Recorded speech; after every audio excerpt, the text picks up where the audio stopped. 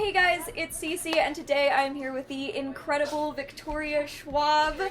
Thank you so much for being here and for doing this video. It's my pleasure. Thanks for doing this with me. We're tucked into a corner of a bookstore, which is really always nice. so nice. Yeah, I was really happy when they offered this section. It's very nookish, very cozy. So yeah, it's good. I was just saying, hopefully my words will not fail me right now. I am on day 5 of a 14 city tour, and so I'm a little bit like, I had a moment, I walked into a bathroom earlier, and I was like, did I walk into the wrong bathroom? And I was like, wait, which airport am I in? And then I was like, have I been here? Like, it's just a lot of melee, so. I did ask on Twitter for questions originally, and like half of them just said, if you get the chance to take a nap, everyone's very concerned. For This is the weird thing, though. Everyone's really concerned about that, and I appreciate it, and I love it. I do need a nap very badly. But also, I think it's really important to remember that everyone's creative process looks a little bit differently. And as honest as I am about the difficulties of my creative process, the fact remains that I really am a healthier, happier person when I'm working. Absolutely. So maybe I need to do 3 projects a year instead of 4 or something. You know, there's a balance to this, I know, but I genuinely do what I love and what makes me happy. Yeah. Oh, and I definitely think that that's apparent. So we are here in the King's English in Salt Lake. We are celebrating the release of Vengeful, which is the long-awaited sequel to your book Vicious. Yes.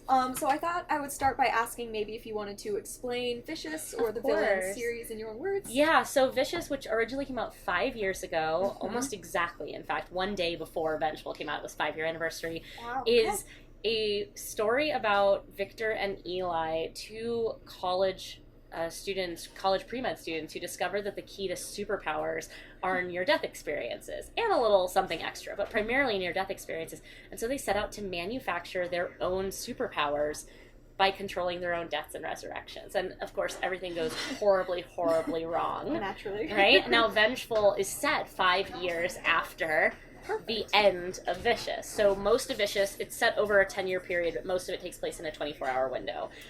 Similarly, Vengeful is set over a long period of time, but most of it takes place in a small window. There's a lot of alienarity, a lot of cutting back and forth. And so, yeah, I'm trying to be not very spoilery. Most of the cast of Vicious, the surviving cast, is in Vengeful. But Vengeful also introduces us to 2 brand new female leads that I have never had more fun writing a character. I'm so excited. Vicious was the very first book of yours that I read a few years ago and was my introduction to absolutely loving all your books. So I've been It's so interesting. It's a little bit like Doctor Who, I think, in that, like, people's favorite Doctor is highly dependent on when they came to the series, and it's always their first. And so it's so fun to see which of my readers came to me from Vicious and which came to me from A Darker Shade of Magic, and the favorites tend to line up pretty closely with which one they read first. Okay. So it's always really interesting. Like somebody came to my site last night and was like, my grandmother is such a big fan of Vicious. And I was like, that's really outside of my metrics of what I thought my audience would be, so I love it. Yeah, that's perfect. So I know that you've said that you would never want to write a book that could be set anywhere. Yes. So I kind of wondered how that factored into where you write, because I know that you write around the world. I do. Are there certain elements of your writing that you think change depending on where you're writing? Yeah, I think that setting is arguably the primary character in a lot of my books, or at least a main character, whether it's the alternate Londons in Shades of Magic, or Merit in Vicious and Vengeful, or Verity in The Monsters of Verity, the Archive in the Archived, and the Near Witch is set in Near.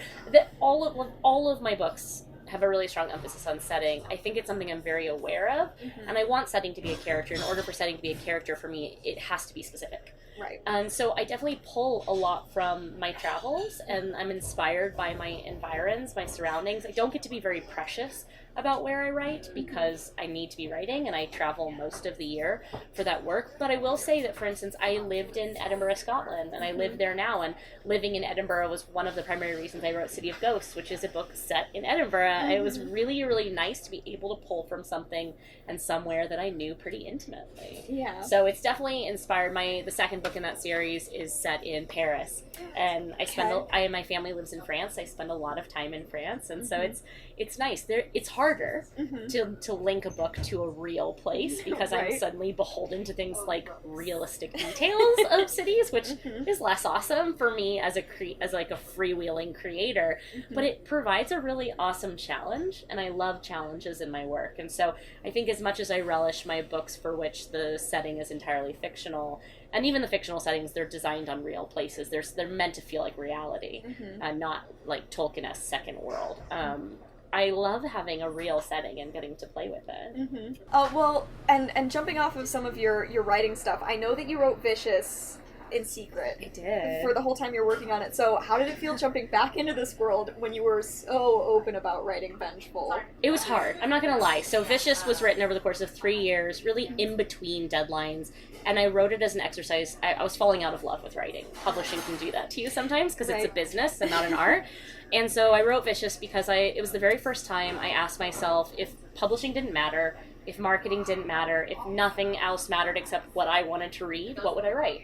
And that would go on to become a philosophy that I have espoused with every project since then for that reason. But when I was a young creator, I thought I was trying to pay a lot of attention to what other people wanted instead of what I wanted most. And so Vicious is a story that was written in a cave, and Vengeful has been written in a glass box. And it's definitely difficult. But at the same time, my community and this readership that I have has just rallied around me and been so supportive. You're joking that all of them just wanted me to have a nap. But it's true. I mean, I think that it's one of those examples where I probably won't be as open and as honest about every single creative process. That level of transparency is also very difficult and very vulnerable. And sometimes I like to play things a little closer to the vest and keep things a little bit more for me. But Vengeful was never going to be a book that belonged just to me. It was going to belong to the readers from Vicious. And so once I had to rewrite it because things happen and I needed to make the book stronger than it was, I made the decision to be really honest and open about that process so that people could get a behind the scenes look into sometimes what goes into it. Yeah, and I think with so many of us have loved seeing a little bit more into that process. Now I just need to go away. I'm so honesty is really tiring, and I stand by it, but at the same time, it's not always very protected. And I feel like with The Invisible Life of Addie LaRue, which is my next book, I think I'm probably going to play that one a bit closer to the vest in terms of how much I tell readers along the way, because I do want to find a way to shield it. I want it to still feel like mine. Like I say, Vengeful was never going to feel like it just belonged to me. There was too much expectation. I was coming off of Conjuring of Light. It was a very, very hard book to follow up for me. Right. But Addie LaRue is so different that I think I'm just going to try and hold on to it for myself as long as possible. Well, I know that you've sorted some of your other characters from the other series into Hogwarts houses.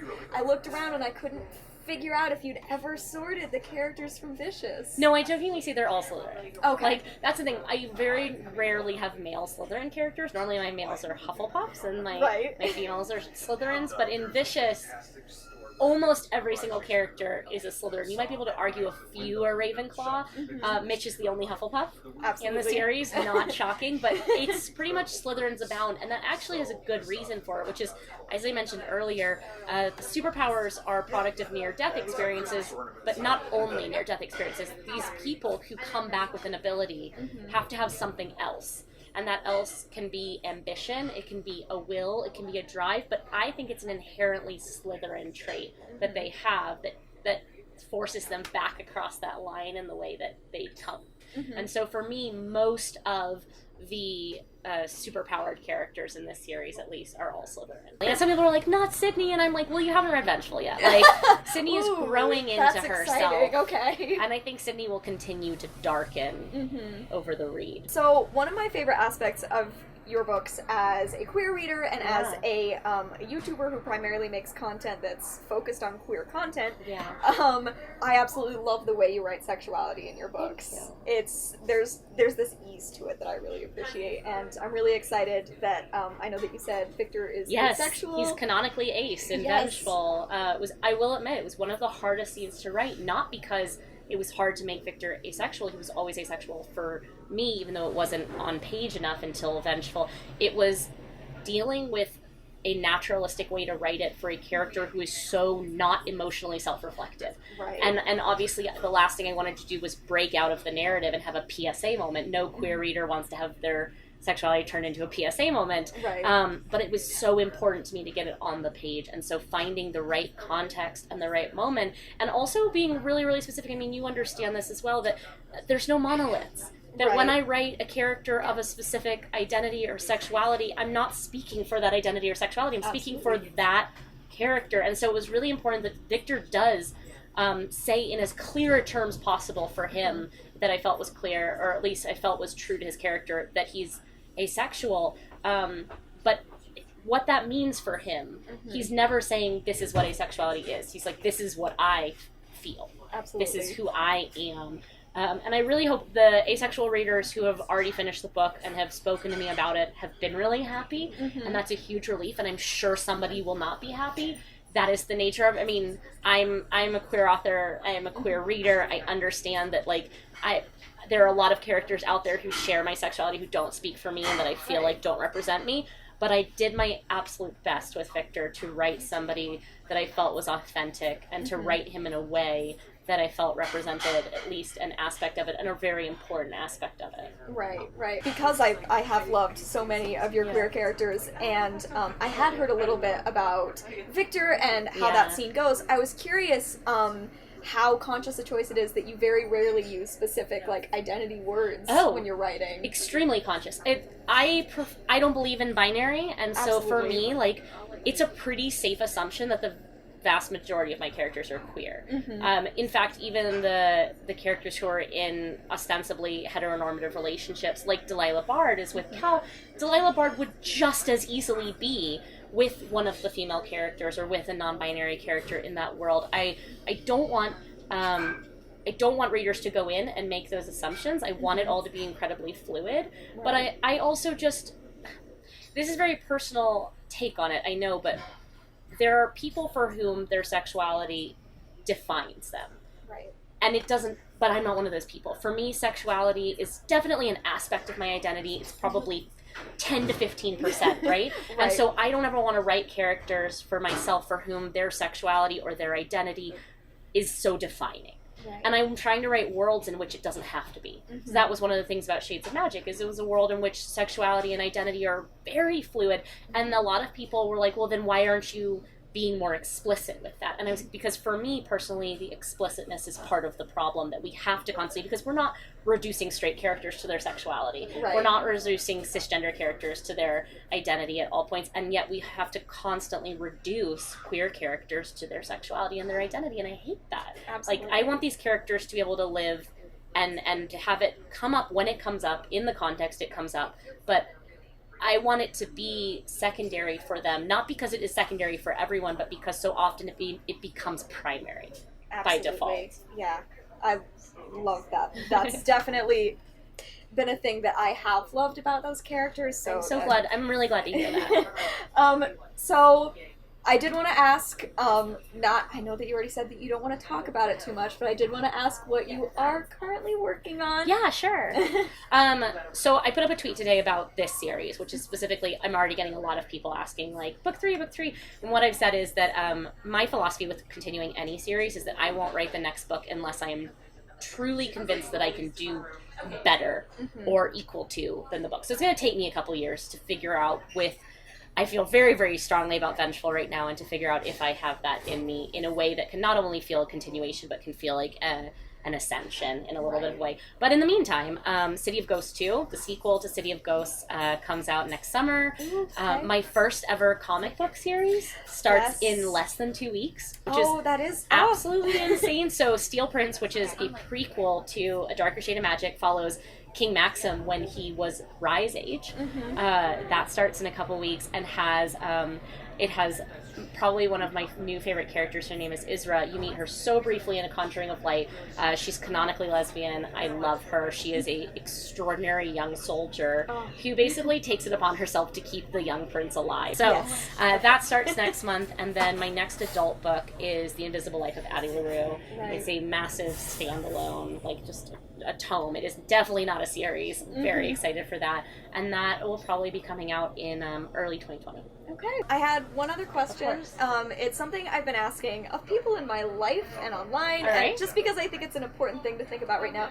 Is there something, be it a book or a show or just something that you've gone out and done that just brings you a little bit of joy? Yes, there is a show right now. It's totally available. Like, the first season is done, so everybody can go and find it. It's called Killing Eve.